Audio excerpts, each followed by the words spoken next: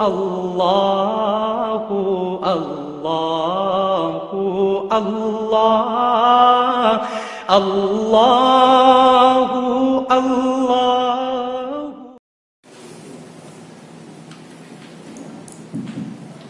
Assalamualaikum warahmatullahi wabarakatuh. Bismillahirrahmanirrahim. Alhamdulillahirabbil alamin. Wassalatu wassalamu ala asyrafil anbiya wal mursalin habibina wa syafi'ina wa qurratu a'yunina wa maulana Muhammad tibbil qulub wa dawaiha wa afiyatil abdan wa shifaiha wa nuril absar wa diyaiha wa qatil arwah wa hidayaiha wa la alihi wa sahbihi. Subhanaka la ilma lana illa ma 'allamtana innaka antal alimul hakim. Rabbi shrah li sadri wa yassir li amri wahlul 'uqdatam min lisani yafqahu qawli. Amma ba'd. Pertama-tama yang saya hormati Bapak Bupati kita, Bapak Haji Muharram atau Bapak Umrah Wahid Tawai Kulibalwa, yang saya hormati Ketua Masjid beserta jajarannya, pengurus Masjid Al-Husna, dan juga jamaah Majelis Taklim Masjid Al-Husna yang insya Allah mudah-mudahan dirahmati oleh Allah Subhanahu wa Ta'ala. Amin ya rabbal alamin. Sebagaimana biasanya, insya Allah malam ini kita akan kembali melanjutkan pembahasan kitab Syarah Aqidatul Awam, yaitu sampai pembahasan masalah sifat Allah, yaitu wahdaniyah. Wa qala musannif rahimahullah ta'ala abda'u bismillahirrahmanirrahim da'imil ihsani falhamdulillahil qadimil awwali wal akhiril baqi bila tahawuli. Thumma salatu wassalamu sarmada ala nabiyyi khairi marqad wa hada wa alihi wa sahbihi wa man tabi' sabila dinil haqqi ghairu mubtadi'. Wa ba'du fa'lam bi wujudil ma'rifah min wajibi lillahi isrina sifat fa Allahu mawjudun qadimun baqi mukhalifun lil khalqi bi itlaqi wa qaimun ghaniyun wa wahidun wa qadirun muridun alimun bi kulli syai'. Sekarang dalam pembahasan masuk dalam sifat Allah Subhanahu wa Ta'ala, yang selanjutnya sifat Allah adalah wahdaniyah. Apa dimaksud dengan wahdaniyah?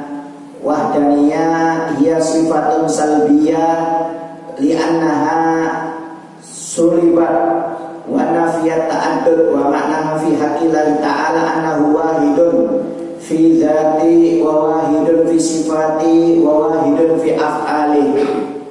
Yang dimaksud wahdaniyah artinya Allah itu adalah esa, Allah itu adalah tunggal, Allah itu satu. Yaitu wahdaniyah artinya adalah sifat yang mencabut atau menolak keberadaan Allah itu lebih dari satu. Jadi wahdaniyah itu adalah sifat yang menolak tentang keberadaan Allah, jumlahnya Allah itu lebih dari satu. Dalam kata arti lainnya, bahwasanya Allah Subhanahu wa Ta'ala itu satu. Allah Subhanahu wa Ta'ala itu esa, tiada Tuhan selain Allah Subhanahu wa Ta'ala. Baik di dalam zatnya, baik di dalam sifatnya, baik di dalam perbuatannya. Jadi tidak ada yang menyamai Allah Subhanahu wa Ta'ala. Di dalam zatnya Allah cuma satu, tidak ada yang sama dengan Allah Ta'ala. Dan Allah itu tidak sama seperti bentuk makhluknya. Kalau makhluk itu kan terbentuk dari beberapa unsur. Ada kepala, ada tangan, ada kaki, ya, ada usus, ada jantung. Kalau Allah nggak seperti itu, zatnya tidak bisa dipikir, tidak bisa disamakan dengan makhluknya. Dan juga sifatnya Allah itu tunggal, nggak sama dengan makhluknya. Kalau makhluknya bisa mati, kalau Allah nggak bisa mati. Kalau makhluknya itu tidak mampu, kalau Allah itu maha mampu. Kalau makhluk sifatnya nggak bisa berkehendak, dia hanya bisanya terpaksa. Tapi kalau Allah Subhanahu wa Ta'ala tidak bisa terpaksa sifatnya. Ya, Allah itu maha berkehendak. Idza arada syai'an yaqula lahu kun fayakun. Jadi Allah Subhanahu wa Ta'ala itu esa, bukan hanya masalah ketuhanannya, bukan masalah satunya, semuanya di dalam zatnya, di dalam sifat-sifatnya, dan di dalam perbuatannya tidak ada yang sama dengan Allah Subhanahu wa Ta'ala. Kata Allah Subhanahu wa Ta'ala di dalam Al-Qur'an, "Law kana fihi ma'aliyatun illallah la fasadata." Seandainya ada dua Tuhan, ya di bumi ini selain Allah Subhanahu wa taala, niscaya dunia itu akan hancur, kata Allah Subhanahu wa taala, akan rusak. Ya, seandainya di alam semesta ini ada dua Tuhan, bakal hancur, Pak. Kenapa? Takut nggak ketemu. Ya. Beda pemahaman. Ada Tuhan kehidupan, ada Tuhan kematian. Baru diciptakan oleh Tuhan kematian, dicabut oleh Tuhan kematian. Baru diciptakan oleh Tuhan kehidupan, dicabut oleh Tuhan kematian. Ngamuk-ngamuk Tuhan hidup ini. Kamu kurang ajar, baru saya hidupkan kok kamu cabut nyawanya. Ya. Nanti di langit ada Tuhan, di bumi ada Tuhan. Bisa perang ini bumi dengan langit perang. Makanya kata Allah Subhanahu wa taala, jika di alam semesta ini ada dua Tuhan, niscaya akan hancur, tidak mungkin. Kata Allah Subhanahu wa taala. Jadi maaf Tuhan itu hanya Allah Subhanahu wa taala. Ya. Bahkan ya dalam bahasa Arab lafaz Allah itu Pak namanya isim murtajal. Namanya isim murtajal. Jadi lafaz Allah itu kalau dalam bahasa Arab namanya isim murtajal. Ya. Apa isim murtajal itu? Maksudnya bahwasanya nama aslinya Allah Subhanahu wa taala itu maksudnya adalah zat yang ada, yang suci, yang agung dan wajib disembah. Tidak ada siapapun makhluk yang bisa memakai nama lafaz Allah Subhanahu wa taala. Anda cari siapa namanya orang Allah. Kalau nama orang Muhammad banyak, namanya orang Ibrahim banyak, namanya orang Jibril banyak. Ya, tapi Fir'aun nggak ada. Gak ada yang berani pakai nama Fir'aun, Namrud, namanya orang nggak ada. Kalau nama Nabi Muhammad banyak, ya, namanya malaikat banyak, tapi siapa manusia namanya Allah tunggal? Nggak ada, pasti pakai nama Abdul di dalam depannya. Abdullah, Abdurrahman, Abdurrahim. Kenapa? Nggak boleh pakai nama Allah Ta'ala. Kenapa? Itu isim murtajal. Hanya Allah yang punya nama tersebut, yang lainnya nggak boleh pakai. Ya, yang lainnya tidak boleh pakai. Ya. Bahkan itu isim murtajal, itu lafaz Allah Subhanahu wa taala di dalam Al-Qur'an disebutkan 2345. 2345 kali dalam Al-Qur'an itu lafaz Allah Subhanahu wa taala disebutkan dalam Al-Qur'an. Ya, maaf. Makanya kalau ada orang mengatakan lafaz Allah itu diganti dengan bahasa Inggris God, itu bisa-bisa murtad dia. Kenapa? God ini bukan isim murtajal. God ini bisa jamak Pak, kalau dikasih S belakangnya gods itu artinya Tuhan. Makanya jangan menyamakan kalau Anda menyebut Allah itu Tuhan, nggak bisa. Ya. Allah itu gods nggak bisa. Kalau gods itu berarti bisa banyak Tuhan selain Allah Taala. Ya. Allah itu maha tunggal. Makanya kalau orang nggak paham kalau Allah itu diganti dengan disebut nama Tuhan, itu nggak boleh sebenarnya. Kalau disambung Tuhanku adalah Allah, nggak ada masalah. Tapi kalau Allah itu adalah Tuhan, nggak boleh. Ya, kenapa? Karena takutnya apa? Tuhan ini lafaz Tuhan atau God itu bisa jamak, bisa Tuhan. Ya, God itu God kalau bisa Inggris kan Tuhan. Tapi kalau dikasih H artinya Tuhan. Loh, itu kalau orang nggak paham apa bahaya. Ya, itu kalau diubah dalam bahasa Arab itu bisa dikatakan murtad orang itu, bisa dikatakan fasik. Jadi bahaya, tidak bisa sembarangan. Jadi jangan pernah mengatakan Allah itu adalah maksudnya Tuhan. Tuhan kita adalah Allah Subhanahu wa taala. Ya, jadi jangan dibalik. Bahasanya itu kata para ulama jangan dibalik. Memang kelihatannya kayak sepele, Pak. Tapi kalau dipelajari lagi dalam ilmu sastra Arab bisa berubah itu lafaz itu. Bisa berbahaya. Sebenarnya Tuhan kita adalah Allah. Ya, Allah itu adalah Tuhan. Kalau takutnya kalau ada Tuhan selain Allah ya apa? Nah, jadi sebenarnya itu Tuhan kita adalah Allah Subhanahu wa taala. Memang Allah itu adalah Tuhan. Cuma jangan diganti lafaz Allah itu sebagai Tuhan. Kenapa? Allah itu adalah isim murtajal. Tidak ada yang bisa menyamai Allah Subhanahu wa taala. Ya. Jadi Allah Subhanahu wa taala adalah wahdaniyah. Qul huwallahu ahad. Katakan Allah itu adalah tunggal. Allah itu esa, Allah itu satu, nggak ada saingannya Pak. Tuhan ini hanya Allah Subhanahu wa taala. Ya, tidak ada Tuhan selain Allah Subhanahu wa taala. Ya, jadi kalau maaf kalau kita menyatakan itu ada Tuhan selain Allah Subhanahu wa taala, itu hukumnya bisa murtad. Ya, ini biasanya orang liberal. Dan Tuhan itu sama, yang penting kita sembah. Tidak ada Tuhan itu hanya satu. Tuhan kita adalah Allah Subhanahu Wa Taala. Tidak ada Tuhan itu banyak. Ya, orang liberal kan gitu, mau merusak akidah kita, mengatakan semua Tuhan itu sama. Yang penting disembah itu namanya Tuhan. Ya berarti nyembah Fir'aun dianggap Tuhan Fir'aun. Nyembah Namrud dianggap Tuhan Namrud itu. Enggak. Tuhan itu hanya satu, yaitu Allah Subhanahu Wa Taala. Ya, jadi Allah itu Allah itu tunggal, Allah itu esa, Allah itu satu di dalam zatnya, di dalam sifatnya, dan di dalam perbuatannya. Jadi maksudnya bukan Allah saja yang satu, semuanya sifatnya juga tidak ada yang menyamai dengan Allah Subhanahu Wa Taala. Ya, jadi Allah itu maha tunggal, tiada Tuhan selain Allah Subhanahu Wa Taala. Jadi Allah itu esa, makanya Pancasila kan ketuhanan yang maha esa. Esa itu artinya tunggal, Pak, satu. Maksudnya apa? Tuhan itu tidak ada lagi kecuali Allah Subhanahu Wa Taala. Ya, itu mau diubah. Pancasila mau diubah. Yang bongol, yang ubah itu. Ya, itu kenapa? Itu Pancasila itu sudah menunjukkan ketuhanan itu hanya satu, tidak Tuhan selain Allah Subhanahu Wa Taala. Ya, bukan ketuhanan yang beraneka ragam, berbudaya apa itu mau diubah segala macam.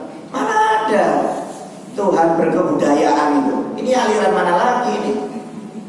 Yang namanya Tuhan itu ya yang Maha Esa, yaitu Allah Subhanahu Wa Taala. Esa itu Pak artinya tunggal. Ini diambil dari Al-Ikhlas juga. Allah itu Esa. Katakan oleh Muhammad, Allah itu Esa, Allah itu tunggal, Allah itu satu. Itu dimasukkan dalam Pancasila. Artinya apa? Tiada Tuhan selain Allah Subhanahu Wa Taala. Ya. Kemudian selanjutnya Allah memiliki sifat kudrah. Ya, kudrah yaitu mampu, maha mampu. Jadi sifat Allah selanjutnya selain wahdaniyah yang ketujuh adalah kudrah, yaitu artinya apa? Allah itu maha mampu. Wa anta tajida anna Allah Subhanahu Wa Taala mausufun bil kudrah wa annahu ala kulli syai'in qadir. Apa maksudnya kudrah? Yaitu kita harus berkeyakinan, harus yakin di dalam hati kita bahwasanya Allah Subhanahu Wa Taala itu memiliki sifat berkuasa, maha kuasa.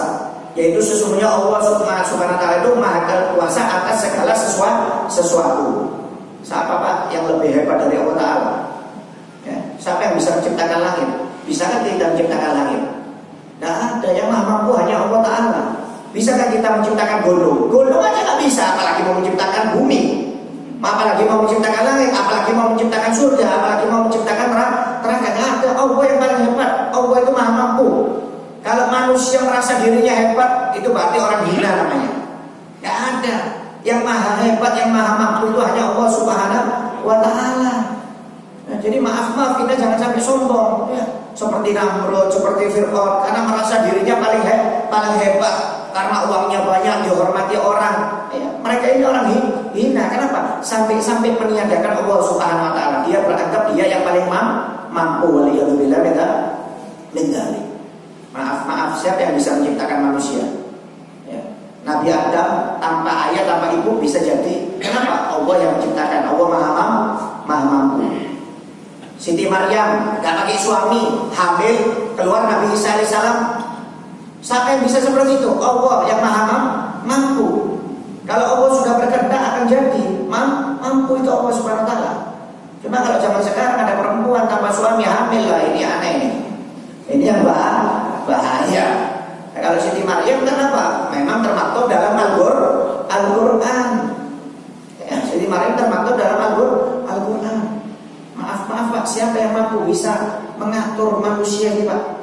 Maaf, tanyakan bupati aja. Kalau mengatur satu kabupaten ini aja pusing. Nanti sana demo, salah bupatinya. Itu baru urus kabupaten. Bagaimana seperti Allah Subhanahu Wa Taala ngurus seluruh dunia, binatang semuanya diurus, malaikat, jin semuanya, perputaran langit dan bumi, manusia diatur semuanya oleh Allah Subhanahu Wa Taala, tidak pernah lepas walaupun satu detik dari Allah Subhanahu Wa Taala. Siapa yang lebih hebat daripada Allah Subhanahu Wa Taala?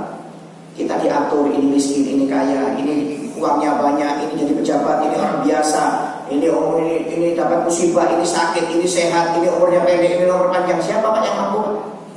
Ya. kita aja nunggu di toko mau ngitung kalkulasi toko aja pusing.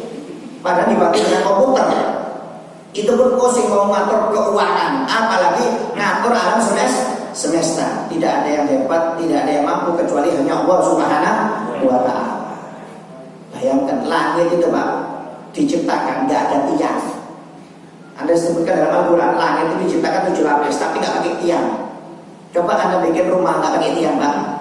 Coba jebol rumahnya, ya ambruk kalau nggak pakai tiang. Subhanallah, langit itu di dalam Al-Quran disebutkan Allah menciptakan 7 lapis langit tanpa tiang. Siapa yang mampu yang bisa menciptakan kalau bukan Allah Subhanahu wa Ta'ala? Ya, kadang-kadang manusia ini merasa lebih hebat daripada Allah Subhanahu wa Ta'ala. Allah yang mengatur, kata Allah Subhanahu wa Ta'ala dalam Al-Quran, ya Allah yang menciptakan semua jenis hewan di air. Sebagian mereka berjalan di atas perutnya, ada yang berjalan dengan 2 kaki, ada yang berjalan dengan 4 kaki. Dan Allah menciptakan yang Dia kehendaki. Sesungguhnya Allah itu atas segala sesuatu itu maha kuasa, maha mampu. Jadi maaf kalau ada orang mengatakan dirinya mampu, bahaya. Ini berarti memakai sifatnya Allah Subhanahu wa Ta'ala. Nggak ada, yang mampu itu hanya satu, yaitu Allah Subhanahu wa Ta'ala. Kalau manusia nggak mampu Pak, ya, nggak mampu. Manusia ini nggak mampu pikirannya. Ya, sampai-sampai Allah Subhanahu wa Ta'ala berfirman di dalam Al-Quran, sesungguhnya Engkau yang maha kuasa atas segala sesuatu. Engkau yang memasukkan siang ke dalam malam dan memasukkan malam ke dalam siang. Engkau yang menghidupkan orang mati, Engkau yang mengeluarkan orang hidup dari mati, dan Engkau yang mengeluarkan orang mati dari hidup. Dan sesungguhnya Allah Subhanahu wa Ta'ala itu memberi, dan Allah memberi rezeki kepada siapapun yang dikehendaki tanpa batas. Jadi Allah ini maha kuasa Pak. Siang diganti malam, malam diganti siang. Kemudian orang dihidupkan, kemudian dimasukin kubur, nanti dibangkitkan lagi di padang mahsyar. Ini dikasih uang banyak, ini dikasih uang sedikit, ini dikasih penyakit, ini dikasih sehat. Itu Allah yang maha mampu, yang mengatur. Yang lainnya nggak mampu. Dokter itu cuma periksa Pak, ngasih resep. Sehat nggak sehat itu urusan Allah Ta'ala, bukan urusan dokter. Mati nggak mati itu urusan Allah Ta'ala. Dokter itu nggak bisa apa-apa. Ya kalau dokter itu merasa hebat, mampu, coba suruh hidupkan orang mati. Kalau memang bisa. Ya, sama mengatakan saya ini dokter hebat, semua banyak pasien yang saya tangani. Ya, itu Allah yang menyembuhkan, bukan Anda Pak. Ya, kalau Anda merasa hebat, tolong menghidupkan orang mati. Kalau Anda bisa menghidupkan orang mati, baru itu dokter hebat namanya. Siapa yang bisa? Nggak ada, Allah Subhanahu wa Ta'ala. Jadi maaf Anda pun ketika pergi ke dokter menyatakan dokter itu hebat, saya sudah berobat kesana kesini nggak ada sembuh, tapi ke dia sembuh, hati-hati, bahaya. Itu berarti Anda punya keyakinan Allah bukan yang menyembuhkan Anda, bukan Allah Subhanahu wa Ta'ala. Berarti Anda menyatakan Allah nggak mampu. Yang mampu itu dokter. Itu bisa syirik Pak. Ya, bisa syirik. Jadi jangan mengatakan dokter itu hebat, tidak ada. Yang menyembuhkan itu Allah. Dokter itu hanya perantara. Jadi jangan mengatakan oh ini baik sama saya, dia perhatian dengan saya selalu disuplai tiap hari dikasih makanan. Loh, bukan, itu hanya perantara. Allah yang sayang kepada engkau. Digerakkan hati orang tersebut sehingga engkau diperhatikan. Bukan orang ini yang memperhatikan sebenarnya, tapi Allah Subhanahu wa Ta'ala yang maha mampu.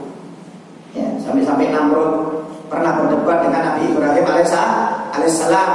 Disebutkan dalam Al-Quran, ya, tidaklah kamu memperhatikan orang yang mendebat Ibrahim mengenai Tuhannya. Ya. Nabi Ibrahim mengatakan Allah itu Tuhanku bisa menghidupkan dan mematikan, kata Nabi Ibrahim. Dijawab oleh Namrud, saya juga bisa mematikan orang dan menghidupkan orang. Kata Nabi Ibrahim bingung. Coba tunjukkan buktinya kalau kamu bisa menghidupkan dan mematikan orang. Diambil 1 orang, 2 orang, yang satunya dibunuh, satunya dibiarkan hidup. Lihat, satunya saya matikan, satunya saya hidupkan. Kalau seperti ini ya semua saya bisa, kata Nabi Ibrahim. Bukan seperti itu. Ya sudah, kalau kamu mengatakan seperti itu, coba Tuhanku menerbitkan matahari dari barat. Coba sekarang terbitkan dari timur. Terbitkan dari timur, kata Nabi Ibrahim. Biasanya kan dari barat. Coba sekarang terbitkan dari timur. Kembali, terbit dari mana? Dari timur ya. Kalau barat kiamat ini. Ya, kata Nabi Ibrahim terbit dari timur. Sekarang coba terbitkan dari barat. Ya, kata Nabi Ibrahim. Gak bisa jawab. Raja Namrud gak bisa jawab. Berarti kamu gak mampu. Jangan mengaku kamu sebagai itu Tuhan, kata Nabi Ibrahim. Kamu aja mengatakan menghidupkan, mematikan manusia, nggak taunya dibunuh, satunya dibiarkan hidup. Siapa yang nggak bisa seperti itu, kata Nabi Ibrahim. Sekarang kau suruh menerbitkan matahari dari barat, kamu tidak mampu, berarti kamu bukan Tuhan, karena Tuhan itu maha mampu. Wah, marah Raja Namrud, marah. Ya, apalagi sampai Tuhannya dihancurkan oleh Nabi Ibrahim. Jadi ketika Raja Namrud keluar di tempat sholatnya Raja Namrud itu dihancurkan patung-patungnya, kecuali patung yang paling besar. Ya, patung yang paling besar, yang paling sangar pokoknya. Yang nggak dihancurkan oleh Nabi Ibrahim, dikalungi kapak oleh Nabi Ibrahim alaihissalam. Akhirnya ketika masuk Raja Namrud dengan pasukannya, dilihat tuh Tuhannya sudah hancur semuanya. Ya, Tuhan adalah Tuhan kok bisa hancur? Ya, hancur semuanya Tuhannya. Marah Nabi Raja Namrud. Man fa'ala bi alihatina. Siapa yang membuat seperti ini kepada Tuhan kita ini? Kata orang tersebut, ada yang namanya Ibrahim, dia gak ikut dengan kita dan dia tidak cocok dengan kita. Panggil itu Ibrahim, kata Raja Namrud. Dipanggil. Ibrahim, apakah betul kamu yang menghancurkan Tuhan kita? Duh, jangan tanya saya itu, tanya satu itu, saksi matanya yang paling besar itu. Dia megang kapak lagi, mungkin dia yang hancurkan, kata Nabi Ibrahim. Coba kamu tanya yang paling besar itu, yang megang kapak itu, saksi matanya itu. Dia yang tahu kejadiannya, kata Nabi Ibrahim. Apakah kamu ini sudah gila? Dia kan gak bisa berbicara. Loh, kata Nabi Ibrahim, kalau dia gak bisa berbicara, kenapa kamu sembah? Kamu ini yang bodoh ini saya apa kamu? Kamu mengatakan saya bodoh. Loh, kamu udah tahu ini gak bisa berbicara, malah kamu sembah. Wah, marah Raja Namrud. Bakar Ibrahim, tolong Tuhan kita. Ini menghina Tuhan kita, kata Namrud. Akhirnya dikumpulkan kayu bakar itu. Sampai dalam riwayat mengumpulkan kayu bakarnya itu sebulan kayu sampai membentuk sebuah bukit atau gunung. Untuk menghidupkan apinya aja sampai rata itu butuh waktu seminggu. Rata apinya besar sampai Nabi Ibrahim ini mau dilempar jarak dekat gak tahan Raja Namrud. Ya, akhirnya setan bikin usul. Setan menjelma menjadi manusia, bikin usul, dibikin ketapel aja dari jarak jauh. Wah, bagus kata Raja Namrud. Hanya dibikin ketapel dari jarak jauh. Wah, dilempar Nabi Ibrahim alaihissalam dari jarak jauh dengan ketapel. Ya, dilempar. Ketika dilempar, wah, malaikat yang ada di langit, di bumi semuanya berkerumun. Takut apa? Nabi Ibrahim meninggal. Takut Nabi Ibrahim meninggal. Kenapa? Ini Khalilullah, ini kekasihnya Allah Subhanahu wa Ta'ala. Ketika dilempar, malaikat Jibril mendampingi Nabi Ibrahim. Wahai Ibrahim, mintalah permintaan, akan aku sampaikan kepada Allah Subhanahu wa Ta'ala. Kata Nabi Ibrahim, kalau cuma minta sama kamu nggak perlu saya punya Allah Ta'ala. Saya punya Allah Ta'ala, nggak perlu kamu sampaikan. Saya sudah punya Allah Subhanahu wa Ta'ala, nggak usah perlu kamu sampaikan apapun. Ya sudah, kalau kamu nggak mau menyampaikan pesanmu kepada aku untuk aku sampaikan kepada Allah Ta'ala, sekarang berdoalah, minta kepada Allah supaya kamu diselamatkan oleh Allah Subhanahu wa Ta'ala. Gak usah, saya gak perlu ngomong, Allah sudah tahu, kata Nabi Ibrahim. Ini menunjukkan imannya Nabi Ibrahim itu kuat, Pak. Tapi Anda jangan ikut-ikutan loh. Sudah tahu loh, lain Pak. Ini mentalnya kita, ini mental tempe. Nah, kalau Nabi Ibrahim ini sudah baca kelas berat ini. Jadi maksudnya Nabi Ibrahim berbicara seperti itu kenapa? Memang karena imannya sudah, bahasanya itu sudah dekat betul dengan Allah Subhanahu wa Ta'ala. Ya. Akhirnya ketika Nabi Ibrahim mengatakan seperti itu, Allah nggak perlu aku minta, Allah sudah tahu. Langsung Allah Subhanahu wa Ta'ala berkata kepada api, Qulna ya naru kuni bardan wa salaman ala Ibrahim. Wahai api, jadilah kamu dingin dan menyelamatkan untuk Ibrahim. Bukan dingin saja Pak, tapi selamat. Dingin dan selamat. Kalau dingin bisa mati dingin Nabi Ibrahim. Dingin dan selamat. Supaya masuk ke api nggak terbakar apapun Nabi Ibrahim. Yang terbakar cuma tali yang mengikat tangan sama kakinya saja yang terbakar. Di dalam Nabi Ibrahim, di dalam api itu seminggu Pak. Sejuk seperti pakai AC.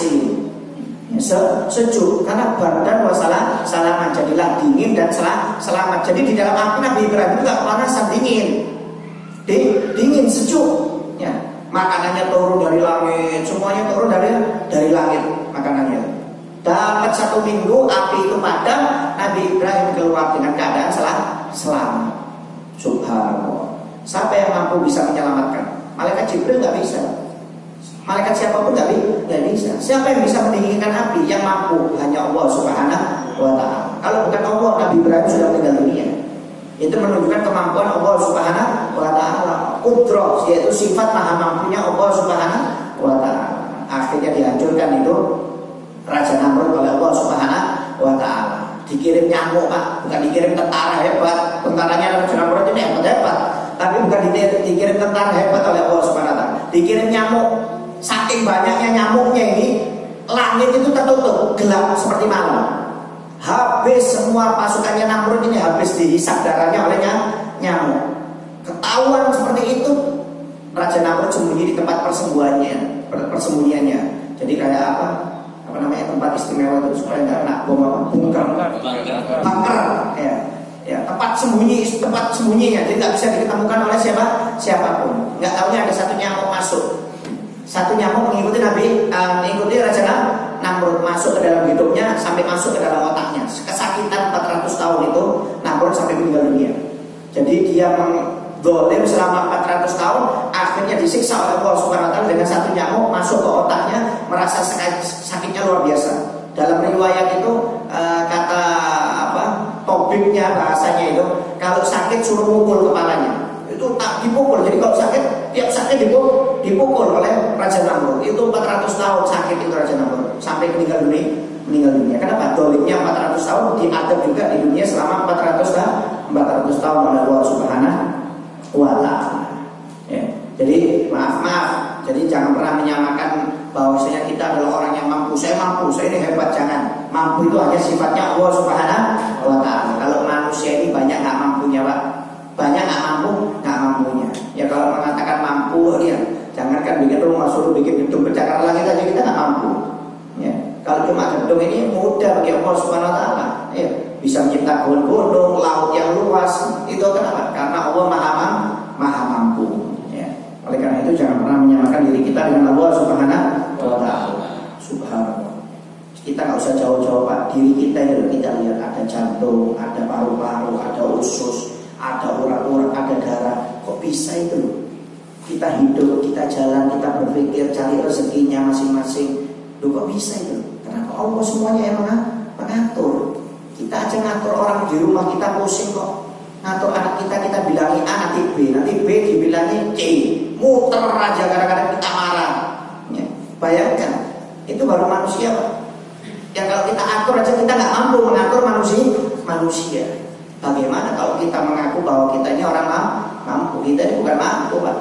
Ya, ini kita ini adalah orang yang tidak mampu, makhluk yang tidak mampu. Yang mampu itu hanya Allah Subhanahu wa Ta'ala. Kemudian sifat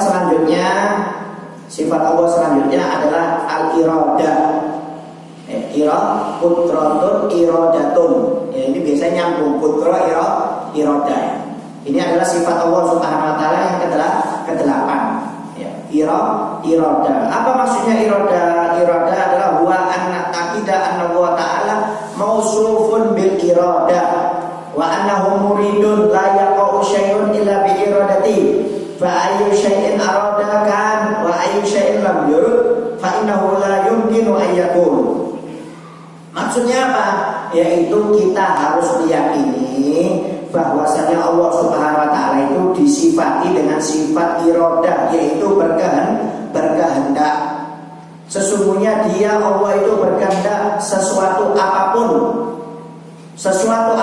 tidak akan terjadi kecuali dengan kehendak Allah Subhanahu wa Ta'ala. Apapun yang Dia kehendaki maka akan terjadi. Apapun yang tidak Dia kehendaki maka tidak akan terjadi. Ya, jadi Allah itu maha berkehendak.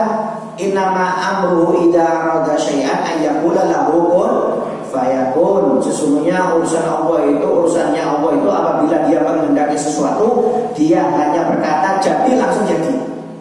Ya, langsung jadi. Walaupun di luar akal sehat manusia. Kalau sudah Allah mengatakan jadi. Ya contohnya Nabi Adam nggak pakai ayah, nggak pakai ibu, jadi. Ya, Siti Maryam nggak ada bapaknya jadi. Kenapa? Allah yang berkehendak kok. Ya, Allah yang berkehendak. Jadi artinya apa? Bahwasanya semua yang ada terjadi di langit dan di bumi ini itu semuanya terjadi karena kehendak dari Allah Subhanahu wa Ta'ala. Ya, ada yang dijadikan miskin, ada yang dijadikan kaya, ada yang dijadikan pejabat, ada yang dijadikan orang biasa, ada yang dijadikan orang pintar, ada yang dijadikan orang yang pintar, ada yang dijadikan sehat, ada yang dijadikan sakit, ada yang tua, ada yang muda. Itu kehendak Allah Subhanahu wa Ta'ala. Ya, mau masih anak-anak namanya dicabut nyawanya, mau tua dicabut, mau muda dicabut, itu kehendak Allah, bukan urusan kita, Pak. Ya. Kadang-kadang kita bertanya, kenapa ya kok masih muda dicabut? Loh, memang kehendak dari Allah. Ya. Loh, kenapa itu nggak pakai sakit, nggak pakai apa kok langsung mati ya? Loh, memang kehendak dari Allah Ta'ala, mau dia makan. Ya. Jadi apa yang terjadi dalam diri kita ini semuanya ada kehendak dari Allah Subhanahu wa Ta'ala. Kita jatuh di tengah jalan, kita dapat musibah, kita sakit, kita sehat, itu kehendak dari Allah Subhanahu wa Ta'ala. Semuanya kehendak dari Allah Subhanahu wa Ta'ala. Jadi pokoknya semua yang mengatur ini adalah Allah Subhanahu wa Ta'ala. Ya.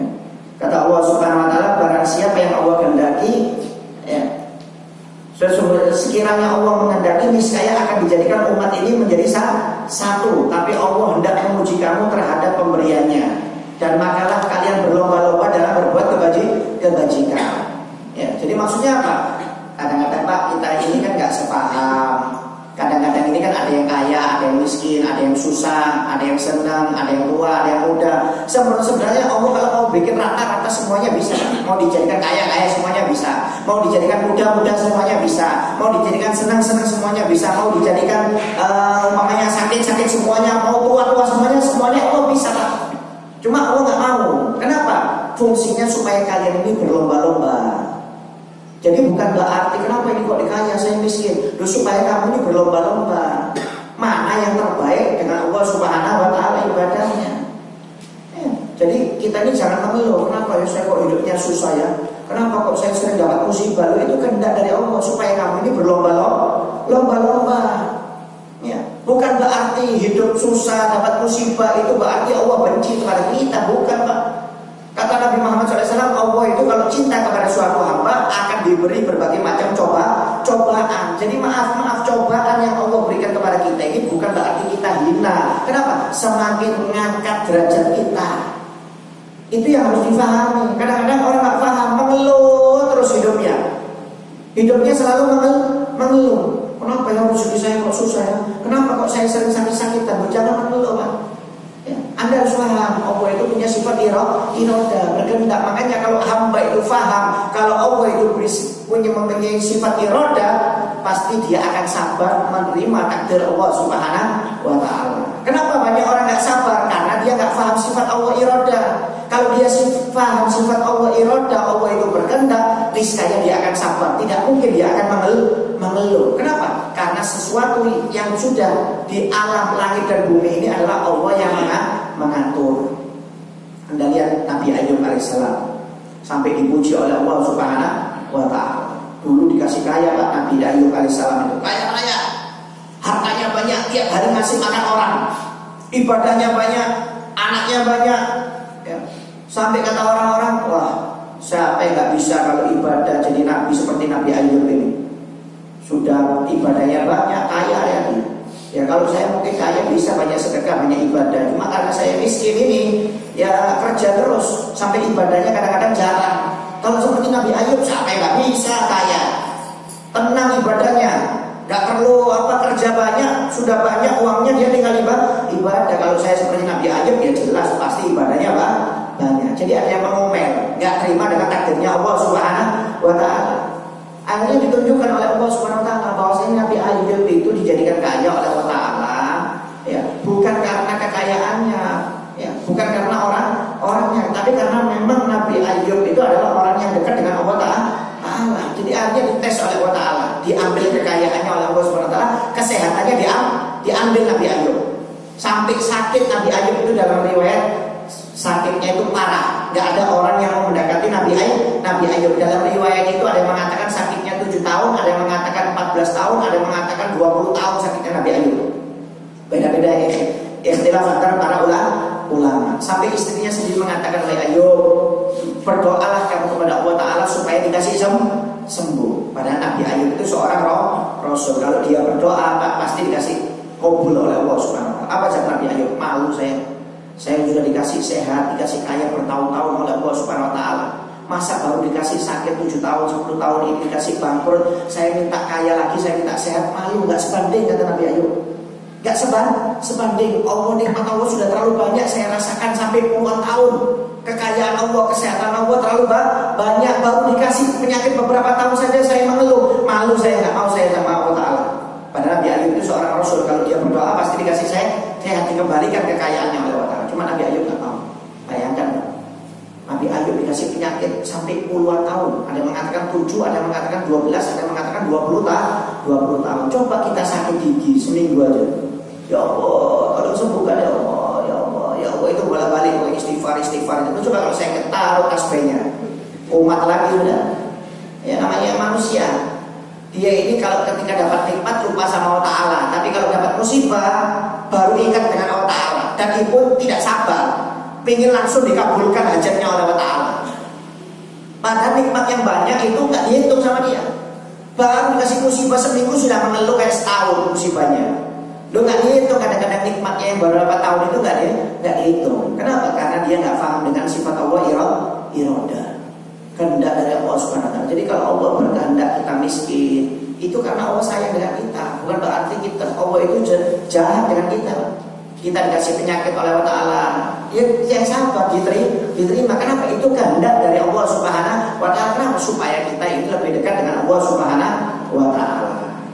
Ya, jadi bukan berarti semua yang terjadi kalau jelek itu berarti jelek, bukan, Pak. Kata Allah Subhanahu wa taala, wa asa an takrahu syai'an wa huwa khairul lakum, wa asa an tuhibbu syai'an wa huwa syarrul lakum, wa huwa ya'lamu wa antum la ta'lamun. Ya, kata Allah Subhanahu wa taala, kadang-kadang ya manusia itu membenci sesuatu padahal yang dia benci itu baik buat dirinya. Dan kadang-kadang manusia itu ya, menyukai sesuatu, menganggap sesuatu itu baik, ternyata itu jelek buat dirinya. Sesungguhnya Allah itu Maha mengetahui kalian yang tidak tahu, kata Allah Subhanahu wa taala. Jadi maaf, kita ini jangan pernah mengeluh dengan hidup kita. Kenapa? Allah sudah mengatur yang terbaik untuk kita, Pak. Maaf. Baik itu nikmat maupun itu musibah, itu adalah yang terbaik buat kita. Mungkin kita gara-gara dapat nikmat sering lupa sama Allah Ta'ala, dikasih musibah supaya dekat dengan Allah Subhanahu wa taala. Banyak contohnya. Kadang-kadang kita menyangka bahwa sesuatu yang baik menurut kita, kadang-kadang itu bisa jelek, Pak. Banyak contohnya. Anda lihat sahabat Nabi Muhammad SAW, miskin, Sa'labah. Dia mengatakan bahwanya dirinya hidupnya susah. Minta kaya kepada Nabi Muhammad SAW, minta doa supaya didoakan kaya kepada Allah Subhanahu wa taala. Apa jawab Nabi? Wa Sa'labah dhalilun yakfik min katsirin yudrik. Wa Sa'labah, kamu sekarang miskin, enggak punya apa-apa, itu lebih baik daripada kamu kaya, belum tentu kamu bisa dekat dengan Allah Ta'ala, kata Nabi Muhammad SAW. Besoknya datang lagi kepada Nabi Muhammad, ya Rasulullah, doakan saya kaya, saya nggak tahan dengan kemiskinan. Saya ingin bantu saudara-saudara saya yang lainnya, ya Rasulullah. Mereka miskin, kasihan. Saya ingin bantu mereka juga. Dijawab sama oleh Nabi Muhammad, "Qalilun yakfik min katsirin yudrik wa Sa'labah. Kamu miskin sekarang, ahli ibadah, sering hadir pengajian, sholat di belakangku, ikut pengajianku, dakwaku, jihad, itu lebih afdal daripada kamu nanti kaya. Belum tentu bisa seperti ini," kata Nabi Muhammad. Belum tentu bisa bersyukur. Besoknya datang lagi minta kaya lagi, nggak tahan juga Sa'labah. Dikira kekayaan itu adalah sesuatu yang terbaik. Akhirnya didoakan oleh Nabi Muhammad, Allahumma barik fi mali Sa'labah, ya Allah berikan keberkahan dalam hartanya Sa'labah. Sa'labah itu punya seekor hewan ternak. Ya, biasanya hewan ternak itu maaf kalau hamil, umpamanya kambing itu berapa bulan ya? 6 bulan. Ya, kambing 6 bulan. Ini tiap 3 bulan keluarnya nanti 2, 3. Jadi berkat doa Nabi ya. Jadi keluarnya banyak Sa'labah ini. Wah, tambah banyak ternaknya. Yang biasanya sholat 5 waktu, akhirnya subuh dengan isya saja sholatnya. Duhur, asar, maghrib hilang. Ngurus kambing. Tambah banyak. 5 waktu absen, nggak pernah di belakang Nabi, nggak pernah hadir di pengajian Nabi. Cuma Jumatan saja Sa'labah hadir. Seminggu sekali. Tambah banyak sampai suatu gunung hewan ternaknya nggak pernah Jumatan, Pak. Sampai Nabi tanya, mana Sa'labah ini? Biasanya sholat di belakangku, hadir pengajianku, kok nggak pernah hadir? ngurusi kambingnya Rasulullah, ngurusi ternaknya, celaka. Salah kata Nabi Muhammad SAW. Padahal dulu kalau dia miskin istiqomah di belakang Nabi, hadir pengajian Nabi. Ketika kaya tambah jauh, dikira kekayaan itu baik. Akhirnya ketika turun ayat untuk mengeluarkan zakat, didatangi itu Sa'labah nggak mau mengeluarkan zakat. Akhirnya turun ayat dari Allah Subhanahu Wa Taala tentang pengharaman penerimaan zakat dari Sa'labah. Dulu ada orang yang berjanji kepada aku, kata Allah Subhanahu Wa Taala, kalau diberi kekayaan akan membantu saudaranya. Ketika aku beri itu, ternyata dia berpaling dari niatnya. Maksudnya Sa'labah. Wah, kebakaran jenggot Sa'labah datang bawa berapa puluh ekor kambingnya, nggak diterima oleh Nabi Muhammad SAW. Aku sudah diharamkan oleh Allah untuk menerima zakat. Coba dia sabar Pak kalau miskin, hadir pengajian, doanya Pak, maaf contoh banyak. Saya punya kawan dulu kalau susah, sekarang sudah kaya nggak pernah hadir pengajian, naik jabatan nggak pernah hadir pengajian. Saya hafal orangnya kok. Hati-hati, jangan sampai kita ini menyangka sesuatu yang baik, jabatan, harta itu membuat kita lebih mulia. Belum tentu, kadang-kadang tambah jauh kepada Allah Subhanahu Wa Taala. Hati-hati. Syukuri, artinya apa? Syukuri apa yang kita rasakan sekarang ini. Syukuri, nggak usah terlalu berlebihan. Ini nikmat dari Allah Ta'ala. Baik rezeki sedikit banyak, ya kita susah nggak susah, kita sehat sakit, syukuri. Ya, kalau kita syukur berarti menerima sifat Allah Subhanahu Wa Taala. Iroda. Kenapa? Apa yang terjadi kepada kita itu adalah kehendak dari Allah Subhanahu Wa Taala. Jadi kadang-kadang Pak, yang kita pikir, kita kan pikirnya selalu minta dikabulkan, minta yang terbaik buat pikiran kita. Padahal Allah memiliki rahasia yang lebih baik daripada pikiran kita. Sampai pernah dikisahkan ada seorang perempuan Pak, tua, dia tua, gemuk, duduk di pinggir jalan trotoar itu ada tempat duduk di sana dia sambil makan. Subhanallah, ketika mau minum perempuan ini, botolnya jatuh, botol minumannya. Dia mau berdiri susah karena dia gemuk dan tua. Minta tolong kepada ada seorang pemuda yang lagi asik main HP di sampingnya agak berapa meter gitu. Dia manggil, "Nak, wahai pemuda, minta tolong ambilkan air minum saya yang jatuh itu." Pemuda itu cuma lihat aja, gini-gini aja, ya sambil senyum. Lanjutkan gamenya, nggak hiraukan itu perempuan tua, nggak hiraukan.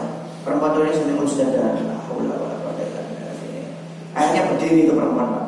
Perempuan itu berdiri sendiri dengan keadaan berat karena gemuk dan tua, jalan dia mengambil airnya, botolnya ketika mau diambil itu airnya nggak taunya ada kaca jatuh dari perkantoran yang tingkat gedung itu, jatuh kacanya menghancurkan tempat duduknya. Hancur lebur tempat duduknya itu karena kaca yang jatuh. Ketika perempuan tua itu melihat kaca itu tersebut jatuh di tempat duduknya, dia langsung bersyukur, alhamdulillah, sambil mengucapkan, "Nak, terima kasih ya, kamu nggak mau mengambilkan tempat minum saya." "Oh iya, sama-sama Bu, sama-sama," kata si pemuda itu. Maksudnya apa? Kata perempuan tersebut, kalau pemuda itu mau mengambilkan minumnya dia, sudah jadi mayat itu perempuan itu. Sudah jadi mayat. Tapi Allah ingin apa? Berkehendak baik. Tidak dikabulkan permintaannya, dia suruh berdiri sendiri dengan susah payah, tapi selamat dari kecelakaan. Jadi maaf, kadang-kadang kita jauh tuh Pak. Jangan dianggap itu hina, jangan dianggap itu musibah. Mungkin Allah mau mengangkat derajat kita. Tinggal kita aja nerima atau tidak. Jadi hati-hati ya. Allah itu berkehendak baik, jelek, apapun, sehat, sakit, itu adalah kehendak dari Allah Subhanahu Wa Taala. Jangan pernah mengeluh dengan kehidupan kita. Ya, kalau kita mengeluh dengan apa yang sudah ditakdirkan oleh Allah Subhanahu Wa Taala, waliyadzubillah minta. Allah kalau mau ngebalik Pak, orang mulia dijadikan hina dijadikan mulia, sebentar aja. Allah sudah mengatakan dalam Al-Quran, Allah memberikan kerajaan kepada orang yang dikehendaki dan menyambut kerajaan kepada orang yang dikehendaki. Allah akan memberi rezeki kepada orang yang dikehendaki dan akan mencabut rezeki kepada orang yang dikehendaki. Itu kehendak dari Allah Subhanahu Wa Taala. Jadi kalau kita dijadikan kaya, dijadikan miskin, dijadikan sehat, susah, itu kehendak dari Allah Subhanahu Wa Taala. Tinggal kita terima apa tidak. Bahasanya seperti itu. Ya, kalau kita terima, berarti kita orang yang syukur. Ya, kita orang yang sabar. Bakal diangkat derajatnya oleh Allah Subhanahu Wa Taala.